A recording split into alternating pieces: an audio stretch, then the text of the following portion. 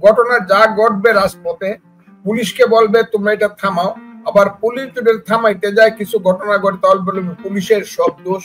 এখন মিলিটারি রাস্তায় আছে যারা আমাদের সার্বভৌমত্বের প্রতীক, এখন আবার বলা শুরু করতেছে মিলিটারির সব দোষ। এবং এই ছেলে পেলেরা এই দেশের স্বাধীনতা সার্বভৌমত্বের প্রশ্নে মিলিটারিকে যেভাবে তারা প্রশ্নবিদ্ধ করছে, যেভাবে গালাগালি করতে, আজকেও শুনলাম তারা যে গালাগালি করলো মিলিটারি থাকার দরকার কি, দেখে দিব মারিয়ে ফেলবো, তাহলে মিলিটারি নামাইছেন কেন? ইউনূস সাহেবকে যদি আমি প্রশ্ন করতে চাই, রাষ্ট্রের সর্বোচ্চ নিরাপত্তা যাদের উপরে রাষ্ট্রের সার্বভৌমত্ব নির্ভর করে সেই সেনাবাহিনীকে আপনারা রাজপথে নামাইছেন কেন?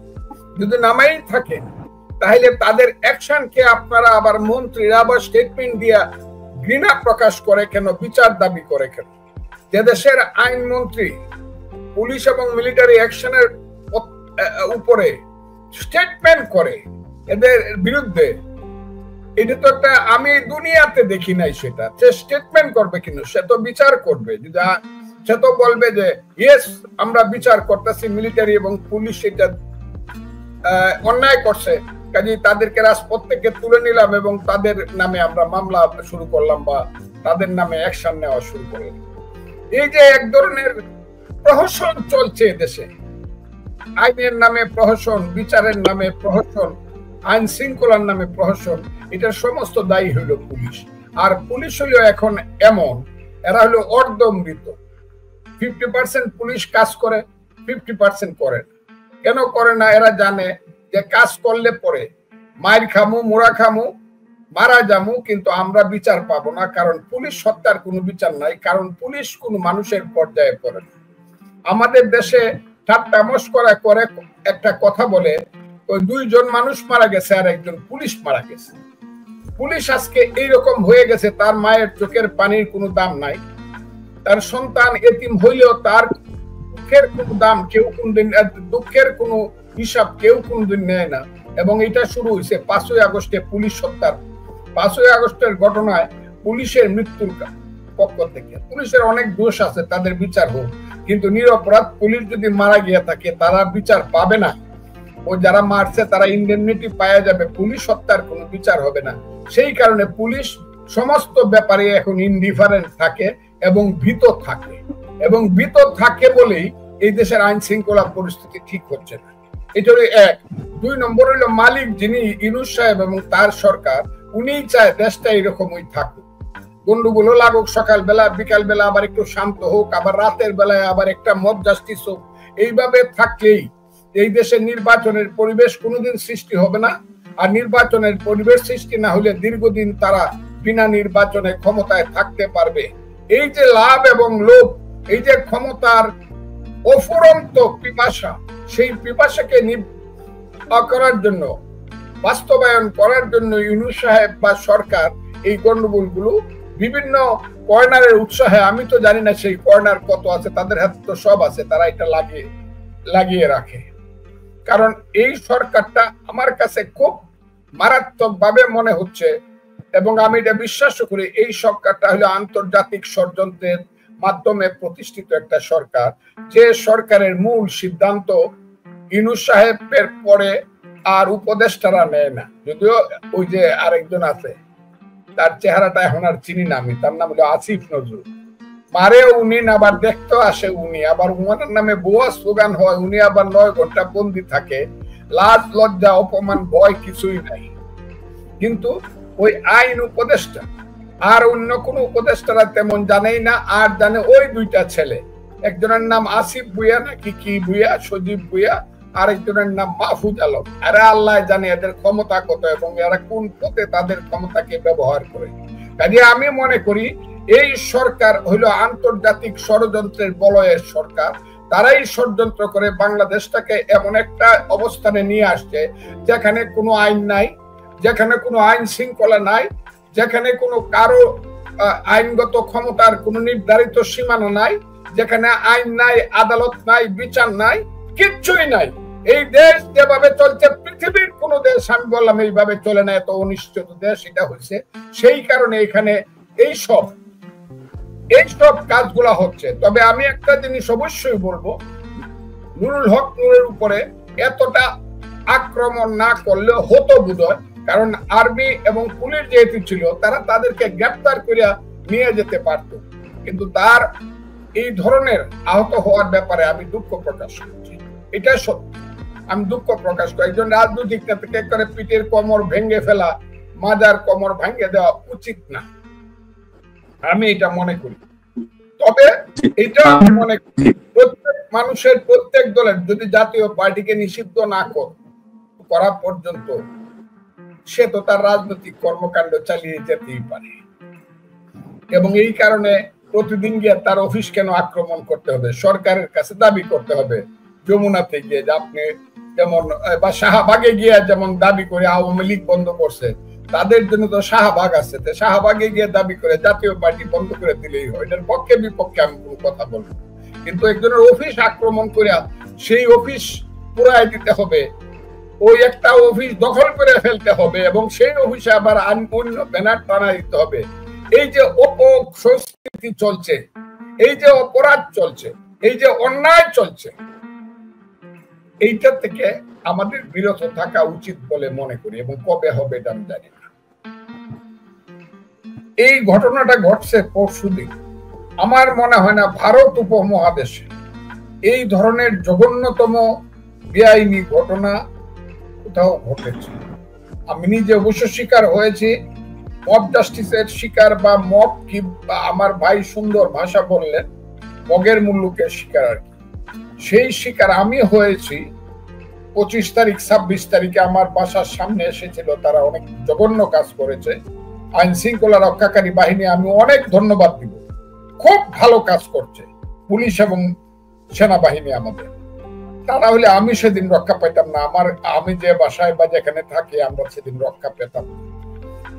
তারা ভালো কাজ করছে, কিন্তু আইন শৃঙ্খলা বাহিনীকে, সামরিক বাহিনী এবং পুলিশকে যখন নিজেদের কাজে লাগানো হয় এবং তাদেরকে যখন ব্যবহার করা হয়, যারা মুক্তিযুদ্ধের পক্ষে কথা বলার জন্য ৭১-এর মঞ্চের মাধ্যমে যারা অফিসিয়ালি,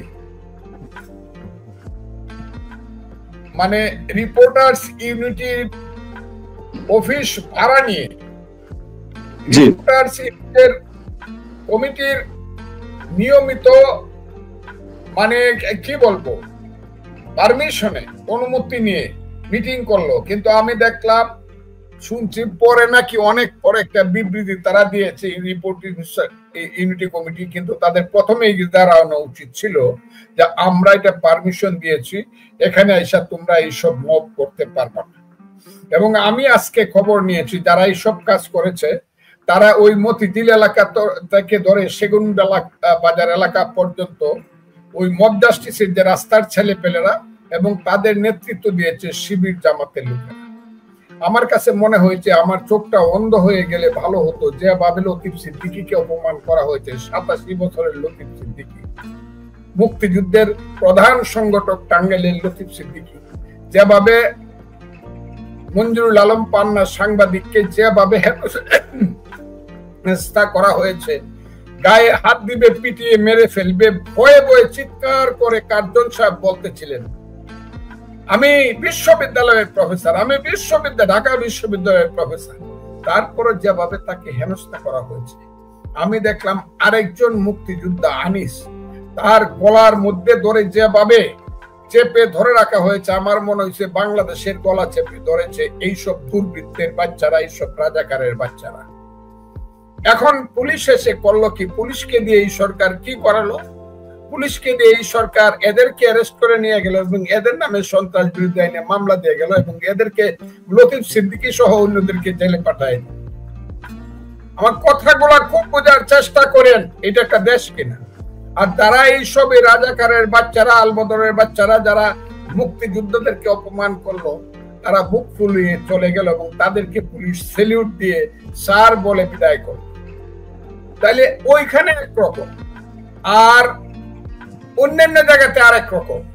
এখন আমার কথাটা হচ্ছে, যদি আপনি নির্বিঘ্নে আইন শৃঙ্খলা রক্ষাকারী বাহিনী, সেটা মিলিটারি হোক, সেনাবাহিনী হোক, বিডিআর হোক, বিজেপি হোক অথবা পুলিশ হোক, তাকে যদি আপনি কাজ করতে না দেন আজকের ইচ্ছা মতো, একই অপরাধে দুই ধরনের অর্ডার দেন, একই অপরাধে দুই ধরনের অ্যাকশনের অর্ডার দেন, তাইলে সে আইন শৃঙ্খলা বাহিনী তো দ্বন্দ্বে পড়ে।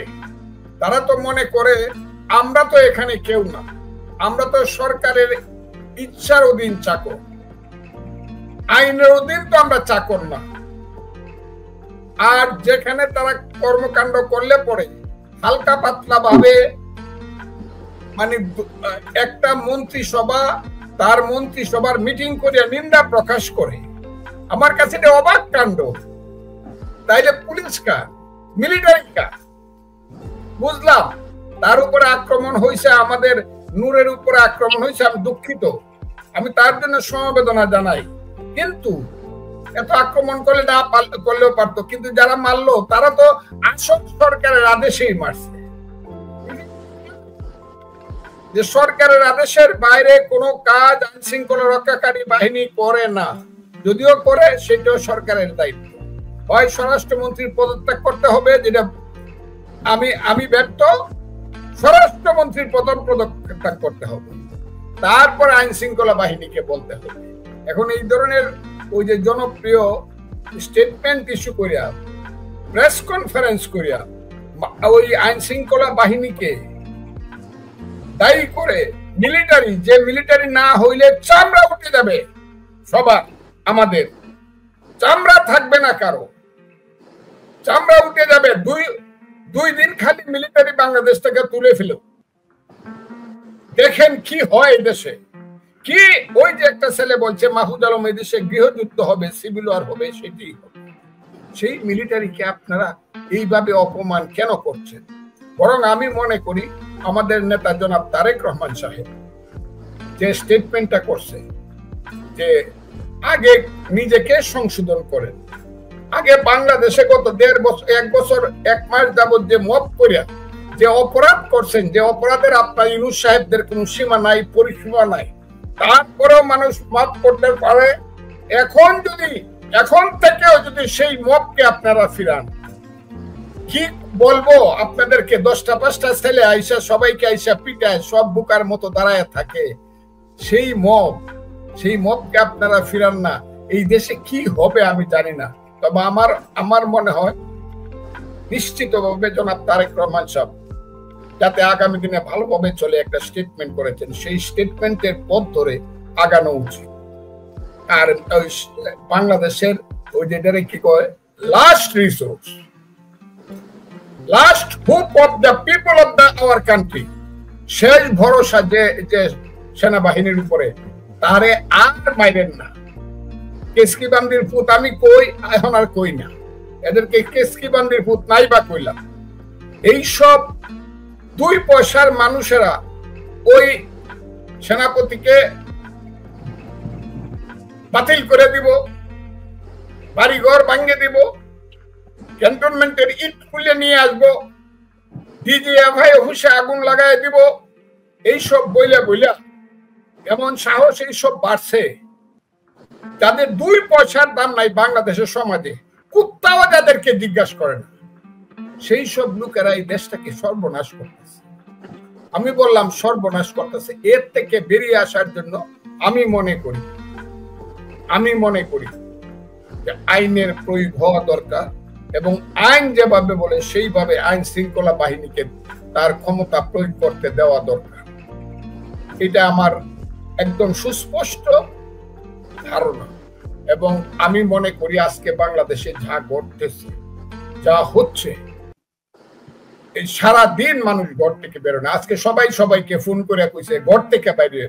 আমাদের এক জায়গায় যাওয়ার কথা ছিল 4টার সময়, আবার 6টার সময় ফিরত আসবে। সবাই আল্লাহর দোয়াই বলছে, যারা শুভাকাঙ্ক্ষী জানতে পারছে আল্লাহর দোয়াই, ফজলু ভাই ভাবিরি নিয়ে বাইরে না, এই যে আল্লাহর দোয়াই করে ভাবিরি নিয়ে বাইরে না, এটা যে কতগুলো পরিবারে আছে, এই বাবারা ঘর থেকে বেরোয় না। আজকে যে কি হয়, আবার সেইটা আবার দেখলাম যে সরকারের যে নিজস্ব ছেলে পেলে মানে আপন ছেলে যারা, তারা আবার কালকে দেখলাম হুমকি টুমকি দিছে, গভীর রাত্রে দেখলাম আবার কি মেসেজ দিছে, স্ট্যাটাস দিছে, কি নাকি তারা করে ফেলবো। যদি ইউনূস সাহেব আর তার মন্ত্রিসভা বা তার ওই সব অবৈধ লোকজনের যদি সমর্থন না থাকে, বাংলাদেশে না ঢাকা শহরে 500 লোকের মিছিল করার ক্ষমতা তাদের নাই।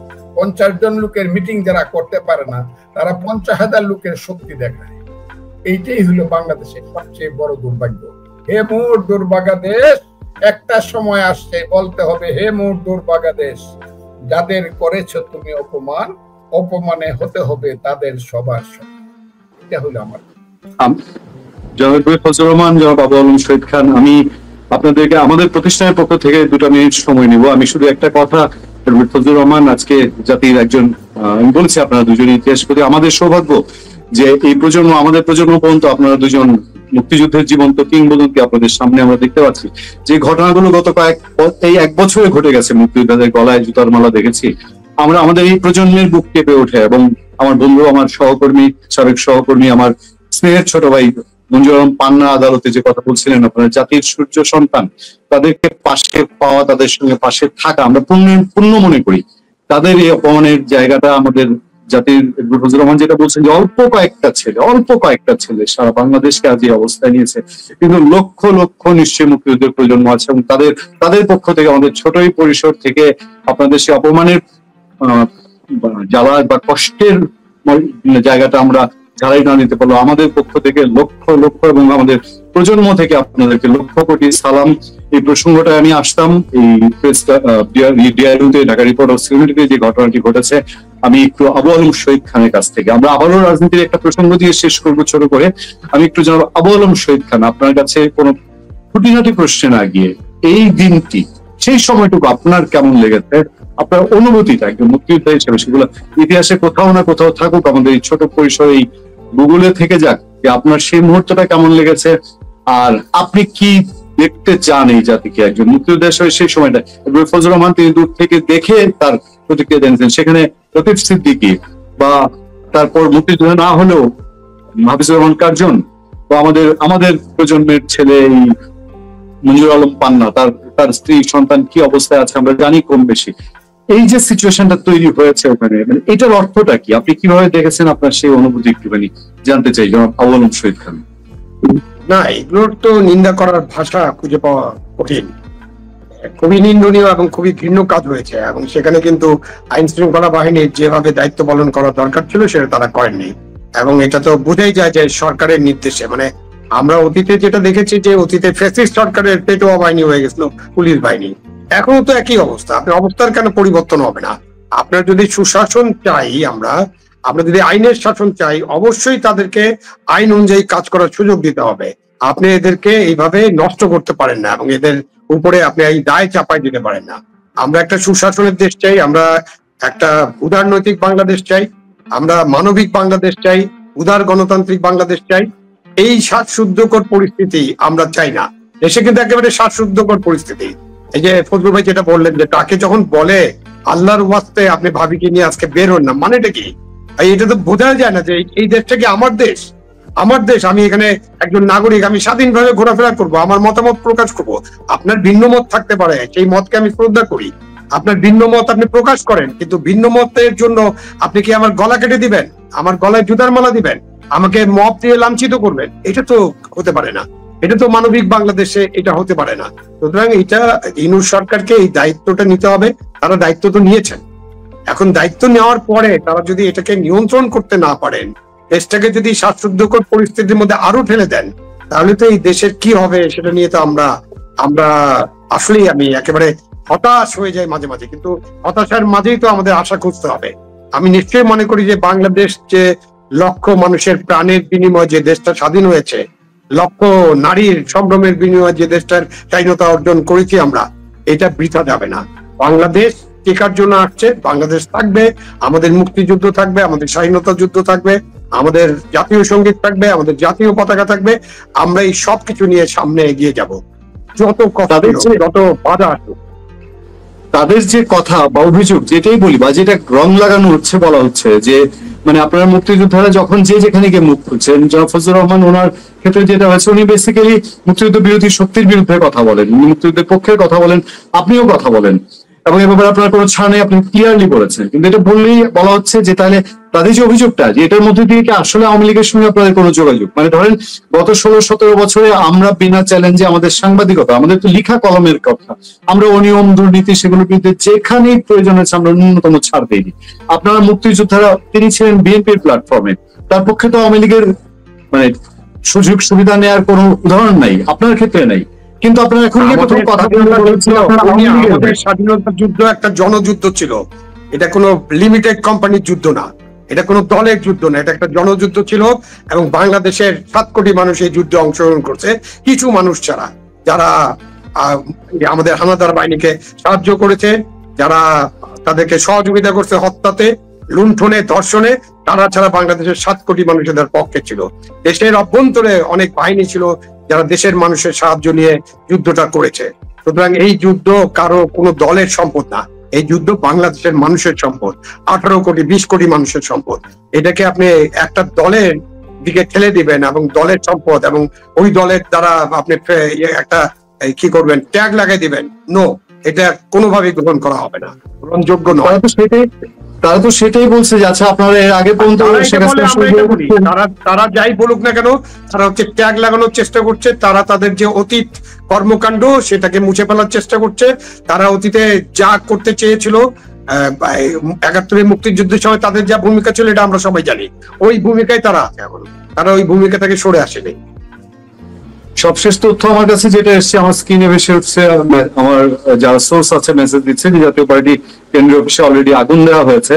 আমি এই প্রসঙ্গটা দিয়ে আবার ফজলুর রহমানের কাছে জানতে চাই যে আমি যে জায়গাটা ছিলাম, যে মানে এখন কেন এটা হচ্ছে, এখন এটা হওয়ার অর্থ তাহলে কি জাতীয় পার্টিকে নিষিদ্ধ করার এই প্রেক্ষাপটে এটা যে মুরগের সামনে দিয়ে এই ঘটনা তৈরি হয়, এবং এই যে আগামীকালকে মিটিং আছে, এখন কিছু লোক দাঁড়িয়ে যাবে, ওই আওয়ামী লীগ নিষিদ্ধের যে ব্যাপার ছিল, আর কেনই এই জাতীয় পার্টি নিষিদ্ধের ব্যাপারটা এখন আসছে, এটার সঙ্গে কিসের সম্পর্ক, এটা একটু যদি আবার শহীদ খান আপনি বলতেন, যেন আমি একটু চাই।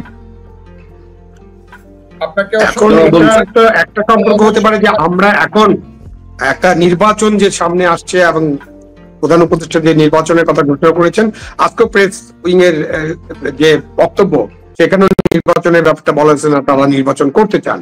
এখন এই নির্বাচনকে কেন্দ্র করে নির্বাচন থেকে ভন্ডুল করা, নির্বাচন পিছিয়ে দেওয়া, ডিলে করা, এটা নানান অভিসন্ধি আছে, তার মধ্যে এটা একটা হতে পারে এক নম্বর। 2 নম্বর হলো জাতীয় পার্টি যদি নির্বাচনে থাকে, তাদেরকে মানুষ কতটা পছন্দ করবে, তারা মানুষের ভোট কতটা পাবে, এটা ভাই নির্বাচনে তাদেরকে যেতে দেন। এখন আপনি তাদেরকে যেতে দেবেন না, তো শেষ পর্যন্ত এখন জাতীয় পার্টি যদি না থাকে, মানে যদি সরকার কি সিদ্ধান্ত নেবে আমরা তো জানি না। আওয়ামী লীগ নিষিদ্ধ, আওয়ামী লীগের ভোটাররা তো বাদ হয়ে গেল, জাতীয় পার্টি নিষিদ্ধ করেন, 14 দল নিষিদ্ধ করেন, এরপরে তারা বলবে যে আমরাও নির্বাচনে যাব না, তো শুধু কি বিএনপি এবং তার সাথে যে দলগুলো আছে তাদের জোট, তারাই শুধু নির্বাচন করবে? মানে নির্বাচনটাকে একটা প্রশ্নবিদ্ধ করার জন্য এই কাজগুলো করা হচ্ছে। এখন এটা নিয়ে তো আরো অনেক বড় আলোচনা আছে, আলোচনা করতে হবে, আর আজকে এইটুক পর্যন্ত বলতে পারি আমি যে এইগুলো হলো সব নির্বাচনকে কেন্দ্র করে ঘটানো হচ্ছে, পরিস্থিতি তৈরি করা হচ্ছে। এবং কি পরিস্থিতি তৈরি করা হচ্ছে, কেন তৈরি করা হচ্ছে, সেটা হয়তো আমরা একেবারে ভিতরে জানি না, বাট নিশ্চয়ই কিছু না কিছু তো ডিজাইন প্ল্যান আছে তাদের।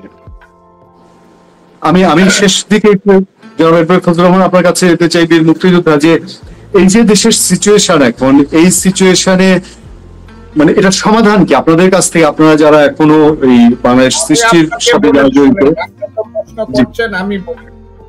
আমি প্রথম থেকে বলে আসছি, এই কালো শক্তি জামাত এরা কিন্তু ইলেকশন করার জন্য না, গণতন্ত্রের জন্য না, 71-এর প্রতিশোধ নেওয়ার জন্য, 5ই আগস্টের আন্দোলনের ভিতরে এরা ষড়যন্ত্রমূলক ভাবে ছিল। 5ই আগস্টের মূল আন্দোলন করেছে জনগণ, এবং তার পিছনে ছিল বিএনপি, এবং বিএনপি নেতা তারেক রহমান সাহেব ছিল নেতৃত্বে।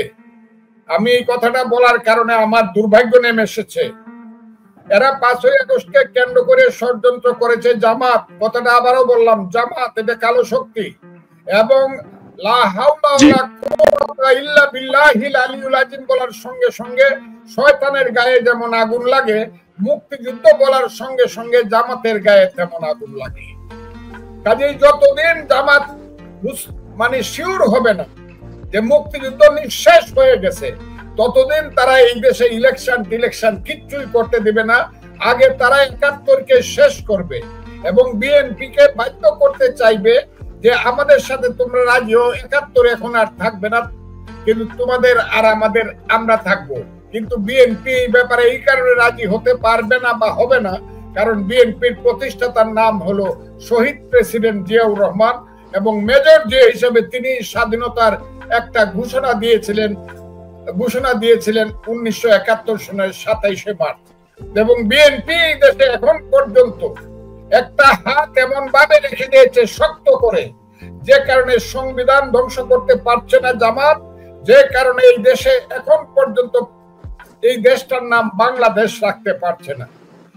এইখানে বিএনপির অ্যাকশনের উপরে নির্ভর করবে এই দেশের জামাত কি করবে না করবে।